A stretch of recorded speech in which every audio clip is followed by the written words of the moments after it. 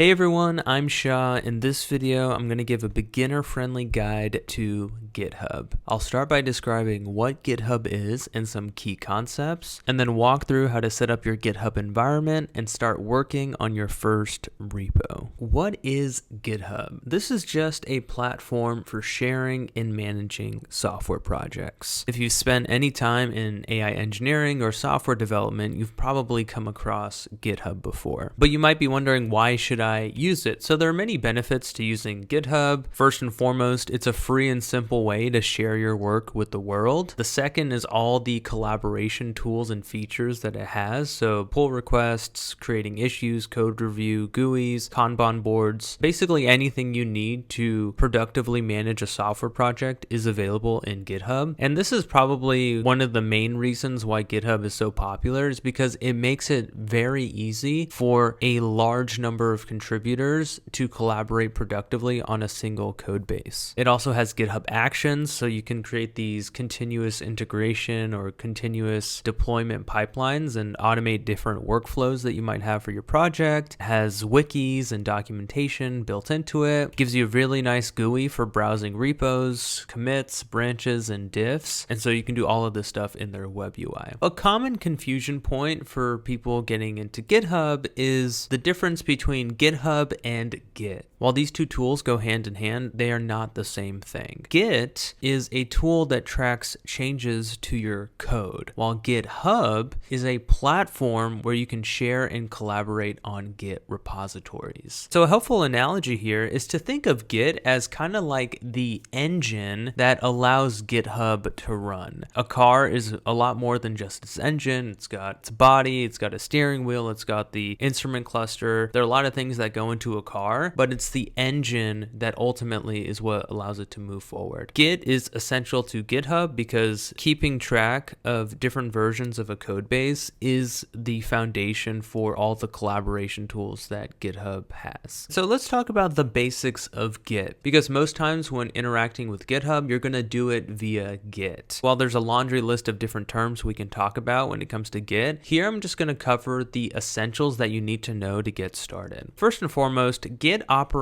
in a repository. This is just a folder where file changes are tracked via Git, so this versioning tool that we're using. For example, you can have a Python file and you can make some changes to it, and then you can track those changes with Git. But this isn't just for code, you can do this for any kind of file. So like a CSV file, a text file, a README file, like whatever it is, you can use Git to record changes to all the files in your folder. The next term to know is cloning a repo. So in the context of GitHub, what this typically means is you'll have a remote repository. So you'll have a folder with code in it sitting on some GitHub server somewhere. Cloning a repo just means you're going to download that repository on your local machine. Let's say you download a repo and you make some code changes to it. The add function in Git will add your changes to a staging area called the index. This doesn't record the changes yet, but it just adds it to this index. To actually record the code changes, you use the commit command. So this is called committing code. This is actually keeping track of different versions of your code base. So an important note here is that Git does not automatically version your code for you. You need to manually do these commits to track changes. So let's say we're working on this repository locally and we've committed our changes. If we want to update a remote repository, like one sitting on GitHub, we can use the push command. So that'll update the remote repository based on local changes. And if we want to do the inverse, we can use the pull command. So I'm sure this all sounds very abstract now, but we're going to walk through a concrete workflow of using all these commands in a bit. I'll just talk about one more concept and then we'll go into the hands-on examples. The last thing I want to talk about is this concept of a branch. Branches are essentially splits in a Git repo's commit history. What this typically looks like is you'll create a repository and you might have your initial commit. Then if you make some code changes and commit that, then you're saving that version version of the code base, and then you can do that again and again, and so on and so forth. So a repo's commit history or commit logs is just this linear sequence of versions of that code base. If you only have one branch of your Git repository, it's going to be called the main branch. This is kind of like the master working version of your code base. While this works fine for most solo projects that are not very complicated, this can easily become a headache if you're working on a pretty big project and you're working with a pretty big team. So one thing that's helpful is instead of just operating on a single main branch, you can create multiple branches for different tasks, whether it's fixing a specific bug or adding a new feature. So let's say we want to add a new feature after commit 2. So we can create a new branch called feature, make the changes to add the feature locally. Then I can push the changes to GitHub. I can submit a pull request so someone can review my code and make sure that everything is good and it's not going to cause any problems. And if there are problems, those conflicts can be resolved all using GitHub's web UI. And then finally, the changes can be merged into the main branch. So if you're first starting out and you're just working by yourself, you probably won't be dealing with branches. You can just operate by yourself on the main branch, but I think it's important to at least get a basic understanding of how branches work as you use Git and GitHub more and more. Another thing I want to call out here is a pull request. So most of the stuff we see on the screen here, these are basic Git commands. So creating branches is a feature of Git, committing changes is also a feature of Git, pushing changes is a feature of Git, resolving conflicts and merging code is a feature of Git. But one thing that Git does not have is this pull request.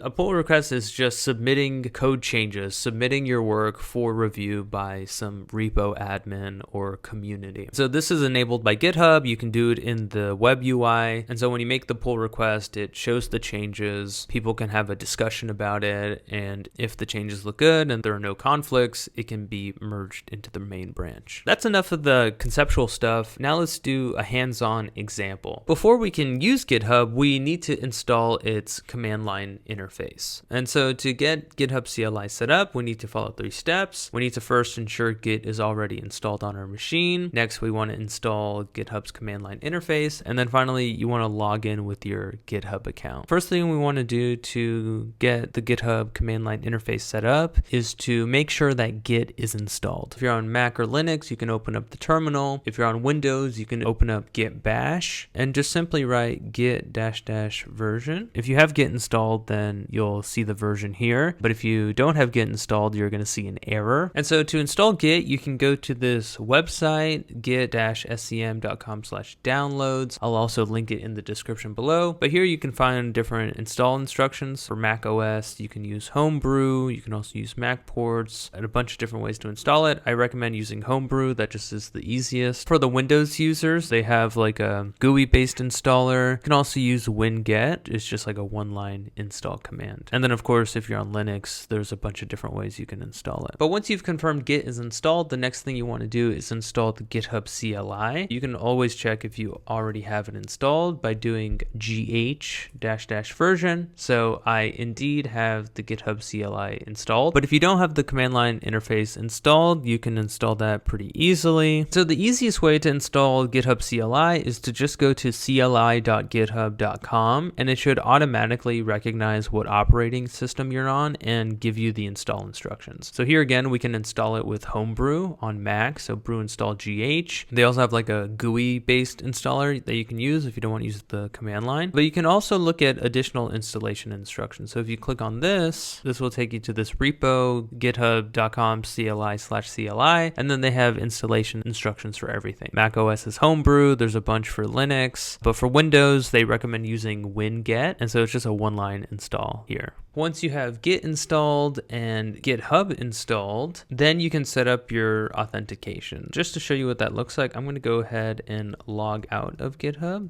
And then what you want to do is log in. So we'll do ghauth login to log into our GitHub account. And then it's going to have a series of prompts. Where do you use GitHub? So I'm going to say github.com. What's your preferred protocol? HTTPS is the most common. And so that's what I recommend. Do I want to authenticate Git with my GitHub credentials? Here you want to say yes. What this is going to allow you to do is use Git to push code to your GitHub repos that you have access to. So this is an important step. and it's going to ask you how you'd like to authenticate GitHub CLI. So I'm going to log in with a web browser. That's just the easiest way. So it's going to give you this one-time code. So I'm going to copy this and then hit enter. And then that's going to open up this GitHub page so you can activate this device. Then I'll just paste this one-time code, hit continue again. Then it's just going to confirm that we want to authorize the GitHub CLI, and then we'll hit authorize GitHub. This is just going to be how you typically sign into GitHub. So I have passkey set up. So I'll just use my fingerprint to log in, but then you just log in and then you're all set. So if we go back to our terminal, we can see that authentication is complete. So now we have Git and GitHub installed. Okay, so now that we have GitHub set up on our machine, we can now create our first repository. So I'm going to do this via GitHub's web UI. So we'll go to github.com. So you should be signed in. And if you're not signed in, just go ahead and sign in. You should see your home page with your feed. And so to create a new repository, what you want to do is go to the left panel here and click on this green new button. So this will create a new repository and you can call it whatever. So I'll go with my first repo and then you can give it some description. So I'll say example repo for GitHub tutorial. That's the first part. The second part is you can configure the repo. So you can make it public or private. This depends on what you're working on. Most times I do public. You can add a README. So README is just a markdown file that you can use to give people more context and information about the code base. You can also add a git ignore here. The purpose of git ignore is that it's a secret text file that basically tells Git which files and folders to ignore. So it won't track changes to those files and folders and it won't push them to GitHub. And so this is really important if you want to store API keys in a .env file, or if you have big data files that you don't want to push to GitHub, you can add those to the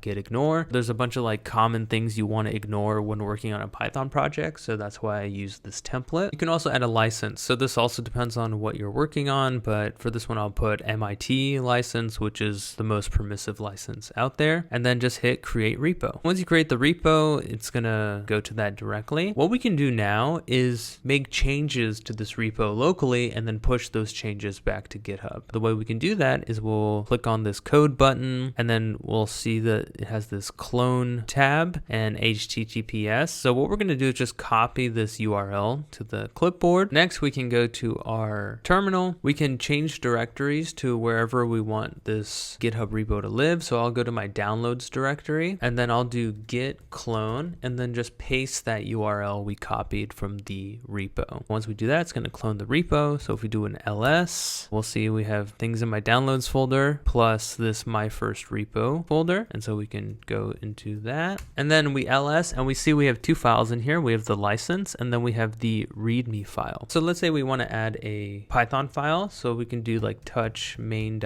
and then we'll do ls. And so now we've added this Python script to the repo. And now let's say that's all we want to do. We can push the changes back to GitHub. So there are going to be 3 commands that we're going to run in succession. And 90% of the time when using Git, these are the 3 commands I'm typing. So it's going to be git add dot. And so git add dot just adds everything in the repo to the staging area. So now we've added everything, but we still need to commit it to the commit log. So to do that, we'll do git commit. So this will actually track the changes that we've made. Then we can add a comment to the commit. So I'll just say adding Python file. We do that and we can see that it gives us a summary of the changes made. So 1 file changed, 0 insertions, 0 deletions. So what we've done is we've tracked the changes locally, but still the remote repository, the one on GitHub, hasn't changed. So if we want to make changes to that one, we need to do git push. And then this will push the changes that we made locally to GitHub. So now if we go back to GitHub, this is what it looked like originally. And then if we refresh the page, we can see that this main.py file is here now. So that's a basic workflow of using GitHub. You can create a new repo on the web UI. You can clone that repo locally. You can make whatever changes you want, and then you can push those changes back to GitHub. Okay, so we covered a ton of material in this video, so I just wanted to conclude with a few key takeaways. First, Git is a tool that tracks changes to your code, which is different from GitHub, which is a platform where you can share and collaborate on Git repositories. Git keeps track of different versions of your code base via commits, which record snapshots of your code as it changes. Git also has branches, which let you work on new features or fixes without breaking the main code base. Pull requests requests and merges bring those changes back into the main project. And then finally, with GitHub's command line interface, you can work on Git repositories locally and interact with GitHub all from your command line. Okay, so that brings us to the end. I hope this video was helpful. If you have any questions or suggestions for future content, please let me know in the comments. And as always, thank you so much for your time, and thanks for watching.